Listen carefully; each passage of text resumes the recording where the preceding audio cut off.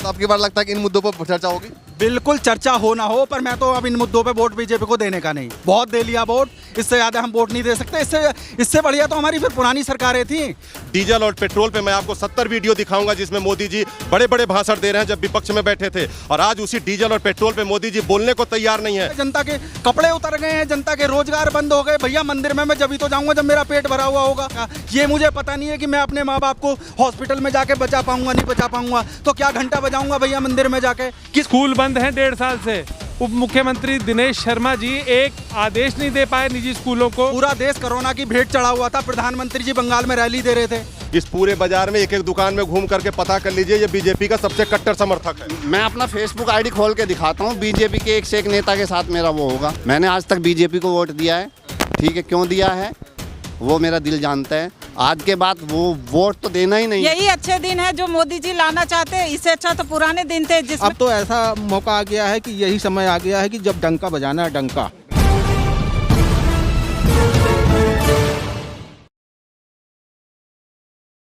नमस्कार, मैं ज्योतिष चौहान। उत्तर प्रदेश चुनाव में तकरीबन 7 महीने बाकी है। 7 महीने और 403 विधानसभा।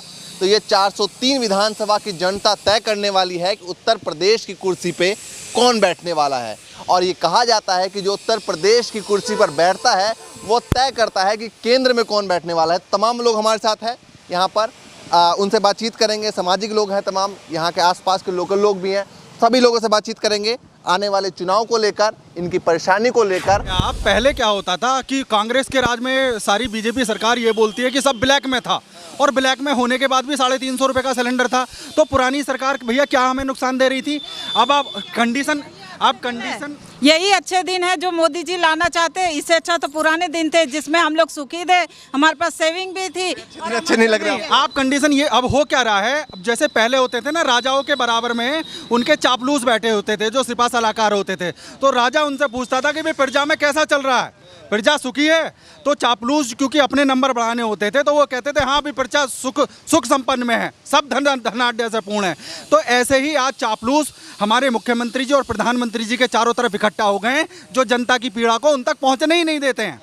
और जनता जो है त्राहिमाम बचा हुआ है, जनता के कपड़े उतर गए हैं, जनता के रोजगार बंद हो गए। भैया मंदिर में मैं जब तो जाऊंगा जब मेरा पेट भरा हुआ होगा। कहाँ से मंदिर में पूजा करूंगा जाके। शाम का पता नहीं है मुझे खाना मिलेगा नहीं मिलेगा, ये पता नहीं है मेरी दुकान पे कोई खरीदने मेरा सामान आएगा नहीं आएगा, ये मुझे पता नहीं है कि मैं अपने माँ बाप को हॉस्पिटल में जाके बचा पाऊंगा नहीं बचा पाऊंगा, तो क्या घंटा बजाऊंगा भैया मंदिर में जाके। किस लिए वोट दूँ मैं, मुझे मिला क्या है। रो रहे हैं हम 7 साल से व्यापारी परेशान, किसान परेशान, अभिभावक परेशान, जनता परेशान। किस चीज़ पे वोट देवे भाई हम तुम्हें। अभी तो जीत बीजेपी जा रही है। नहीं जी, कहाँ जीत जा रही है, अब तो शुरुआत हुई है। अभी बंगाल में आपने देखा नहीं, बंगाल वाला भी यहाँ भी होगा। उससे पहले दिल्ली में नहीं देखा आपने, दिल्ली में नहीं देखा। दिल्ली में क्या वो फैक्टर हावी हुआ, पूरी बीजेपी की लॉबी उतरी हुई थी दिल्ली में, और वो असभ्य भाषा का प्रयोग किया था जो बीजेपी जानी नहीं जाती है। आप राजनीति में, राजनीति तो सारी पार्टी करती हैं, पर आपकी सभ्यता वो कहाँ चली गई बंगाल में यार। जब आप पूरा देश कोरोना की भेंट चढ़ा हुआ था, प्रधानमंत्री जी बंगाल में रैली दे रहे थे, बंगाल में रैली कर रहे थे। उत्तर प्रदेश में जो प्रधान है, जो जिला पंचायत सदस्य हैं, 5 की जगह 6 साल रहते रहते। आपने हर गांव में कोरोना फैला दिया। अगर मेरा बस चले तो इन चाहे प्रधानमंत्री जी हों चाहे मुख्यमंत्री जी हों, इनके खिलाफ, इतनी हत्याओं के खिलाफ मुकदमा दर्ज होना चाहिए। कोर्ट ने भी कहा था।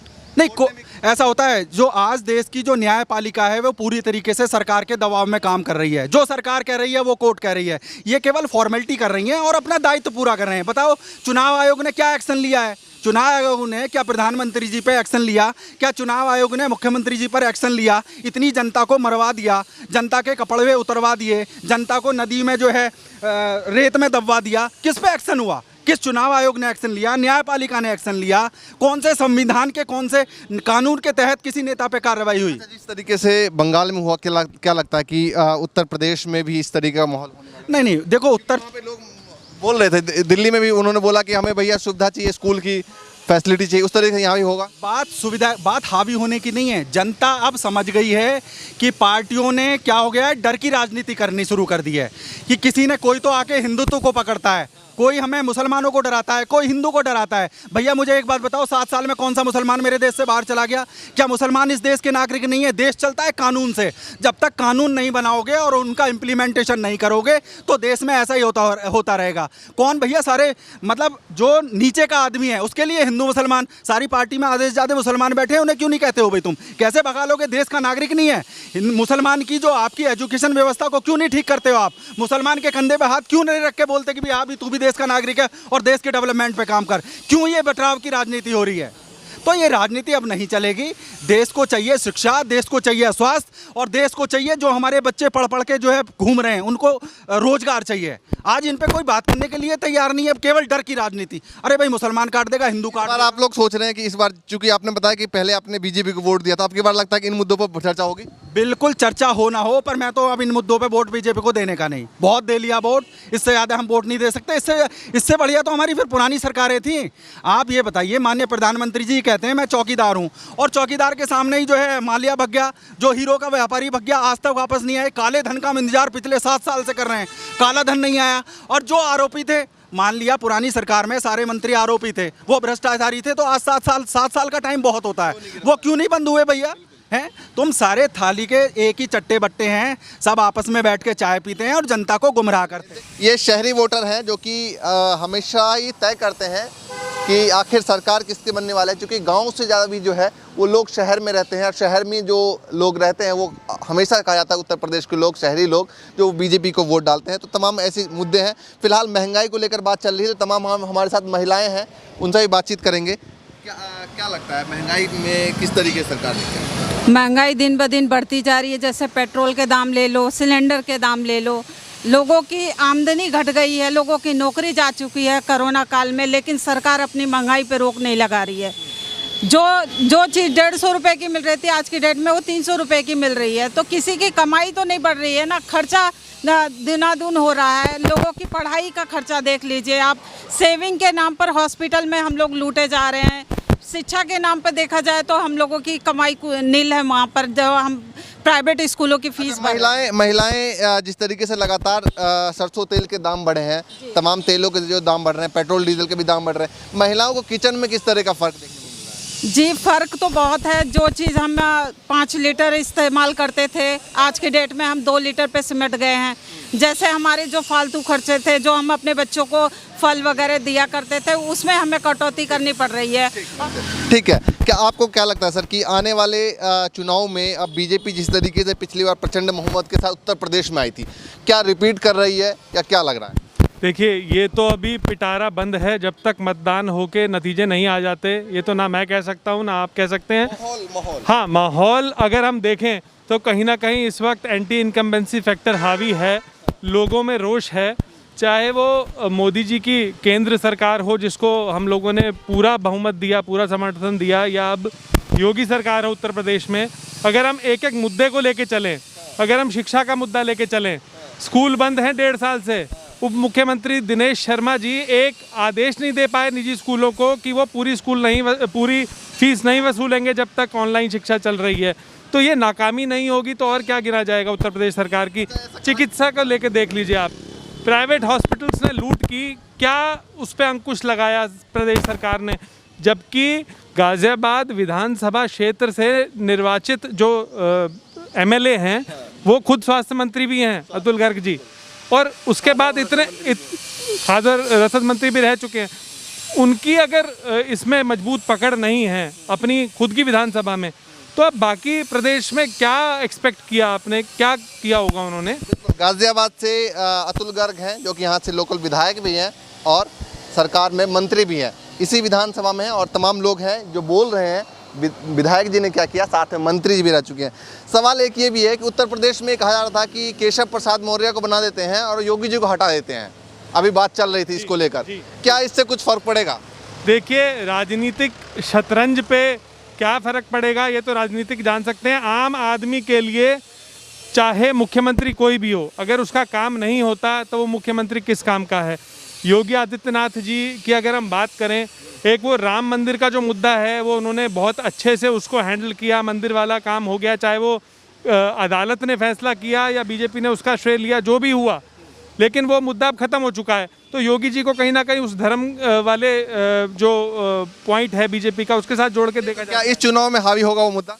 देखिए, ये मुद्दा बीजेपी तो कोशिश करेगी इसको एनकैश किया जाए, क्योंकि ये अपनी उपलब्धियों में वो गिनते हैं। पर आम आदमी के लिए अगर पेट्रोल, डीजल, तेल के भाव, शिक्षा, चिकित्सा ये उसके दिमाग पे हावी रही तो फिर मंदिर मस्जिद तो काम नहीं करेगा। आप एक अपनी ओपिनियन बताएं, आपके लिए क्या बेहतर होगा? देखिए, मेरे लिए तो इस वक्त आम नागरिक के नाते अगर शिक्षा मेरे बच्चों को नहीं मिल पा रही है, वो सुलभ नहीं है, अगर चिकित्सा मेरे परिवार को नहीं मिल पा रही है, अगर मेरा बजट डामाडोल हो रहा है महंगाई की वजह से, तो फिर मैं इन सब चीज़ों को ही मद्देनजर रखते हुए वोटिंग करूंगा। मंदिर का मुद्दा हावी नहीं होगा? देखिए, मेरी धार्मिक आस्था मेरी अपनी है, लेकिन मेरी धार्मिक आस्था को चुनावी मुद्दा बना के मेरी डेली नीड्स को, मेरी ज़रूरतों को, कानून व्यवस्था जहाँ नहीं है, मेरा अपना केस है एक जहाँ पे तथाकथित भाजपा नेता मेरे प्रतिष्ठान पर कब्जा करके और कानून के लचीलेपन का फ़ायदा उठाते हुए उसको आगे बढ़ाता जा रहा है, तो किस कानून व्यवस्था की बात करते हैं? अगर आप अपनी पर्सनल दुश्मनियाँ निकालते हैं उन गुंडों या माफियाओं के साथ, उससे आम आदमी को मतलब नहीं है। अगर मेरे केस 10 साल पेंडिंग है तो न्याय व्यवस्था में क्या किया, वो तो योगी नाथ सरकार हो या भाजपा सरकार हो, एक बड़ा क्वेश्चन मार्क है। योगी जी अभी कह रहे थे जब पेंडेमिक के बीच में कि हमने सब कुछ पूरा कर दिया है, उत्तर प्रदेश में सब चंगा है, और जो अफवाह फैलाएगा कि भैया उत्तर प्रदेश में व्यवस्था ठीक नहीं है, उसके ऊपर मुकदमा कर दिया जाएगा। बिल्कुल बिल्कुल, वो बिल्कुल हमने सुना और हमने होते हुए देखा भी। वही एक कहावत होती है कि अगर चोर को चोर कह दो तो उसे खराब लग जाए। तो योगी जी चूंकि इस समय उत्तर प्रदेश के मुख्यमंत्री हैं, अगर कोई वहाँ की आवाम जनता पीड़ित है, परेशान है और अपनी परेशानियों को बता रही है और उसके ऊपर मुकदमा लिखा जाता है, तो आप समझ सकते हैं कि उत्तर प्रदेश में हालात उत्तम प्रदेश इसको कहा जाएगा या इसको बदतर प्रदेश कहा जाएगा, ये आप समझ सकते हैं। उत्तर प्रदेश की जनता, आवाम केवल योगी जी से इतना डिमांड किया था 4.5 साल पहले कि हमारे बच्चों को, जो संविधान भी कहता है कि आप उसके बच्चों को, अपने आवाम के बच्चों को, अपने अपने राज्य के बच्चों को शिक्षा मुफ्त दीजिए, जो वो नहीं दे सके। अब बात आती है, असल बात आती है कि जब से पेंडेमिक सिचुएशन आया, सभी का काम धंधा ठप हो गया, बंद हो गया, और प्राइवेट स्कूलों में अधिकांश शहरी बच्चे पढ़ते हैं। चूंकि यहाँ सरकारी स्कूलों के हालात हम आपको दिखाएं तो यहाँ के डीएम को, यहाँ के संबंधित अधिकारियों को शर्म आएगी। आज हम मजबूर हैं प्राइवेट स्कूलों में जाने के लिए, लेकिन जब प्राइवेट स्कूल बनाने जाते हैं तो तमाम तरह का वो अपना लिखित में जो है कि देते हैं कि मैं शिक्षा का विस्तार करूंगा, शिक्षा का बाजारीकरण नहीं करूंगा, लेकिन जैसे ही उनके स्कूलों में 100 से 1000 बच्चे हो जाते हैं, वो बाजारीकरण ज़्यादा करने लगते हैं। कि इस बार चुनाव में कौन सा मुद्दा हावी होगा सबसे ज़्यादा? इस बार चुनाव में सबसे बड़ा मुद्दा होगा शिक्षा और चिकित्सा, जो आज जरूरी है। मंदिर और मस्जिद का मुद्दा मायने नहीं रखता है। मंदिर और मस्जिद का मुद्दा तब होगा जब पेट में चुनाव के आते आते तो फिर आप लोग बदल जाते हैं, बोलते हैं कि भैया बिल्कुल नहीं बदलना है। इस बार आवाम ने तय कर लिया है कि केवल शिक्षा के मुद्दे पे जो भी व्यक्ति आगे आएगा उसी को वोट दिया जाएगा। बाकी ये जो मंदिर, मस्जिद, राम मंदिर और वो ये सब नहीं चलना है। जाएंगे प्रचार करने जी, मोदी जी भी आएंगे प्रचार करने, मोदी जी भी आए प्रचार करने, योगी जी भी आए प्रचार करने, लेकिन वास्तविक चीज जो है, जो वास्तविक जरूरत है इंसान की, वो जरूरत हावी होने वाली है। लोगों को महंगाई, इसी सरकार ने जब विपक्ष में बैठी थी तो यही मोदी जी, स्मृति ईरानी जी, योगी जी ने गैस सिलेंडर को लेकर के हाथों में, प्याज को लेकर के हाथों में जनता को दिखा करके बताया था कि देखिए महंगाई कहाँ हावी हो रहा है। डीजल और पेट्रोल पे मैं आपको 70 वीडियो दिखाऊंगा जिसमें मोदी जी बड़े बड़े भाषण दे रहे हैं जब विपक्ष में बैठे थे, और आज उसी डीजल और पेट्रोल पे मोदी जी बोलने को तैयार नहीं है।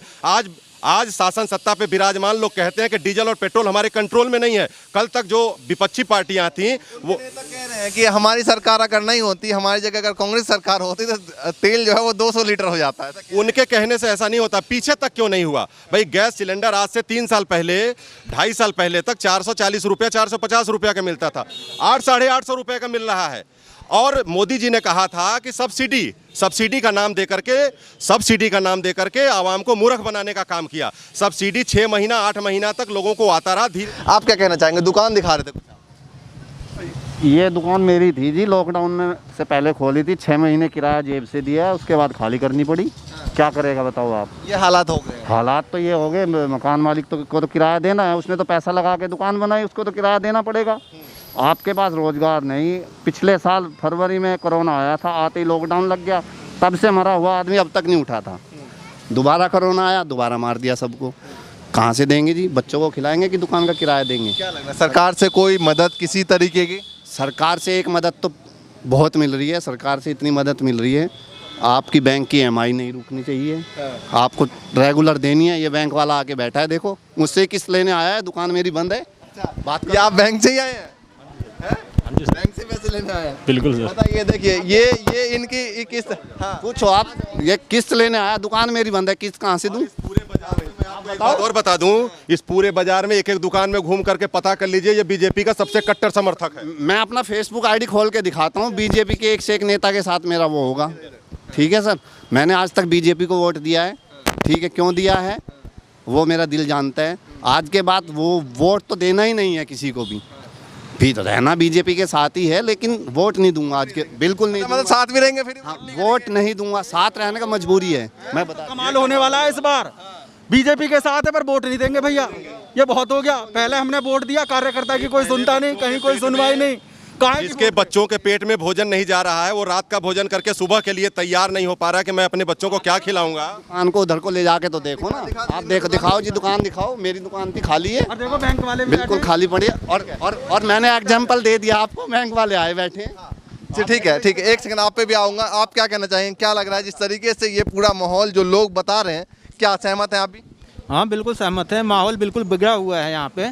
स्वास्थ्य क्षेत्र में अभी पीछे कोरोना काल में लोगों ने ऐसी लूटपाट मचाई है, पूरे मेडिकल व्यवस्था ध्वस्त हो गया, अस्पताल वालों ने पूरी लूट मचा दी।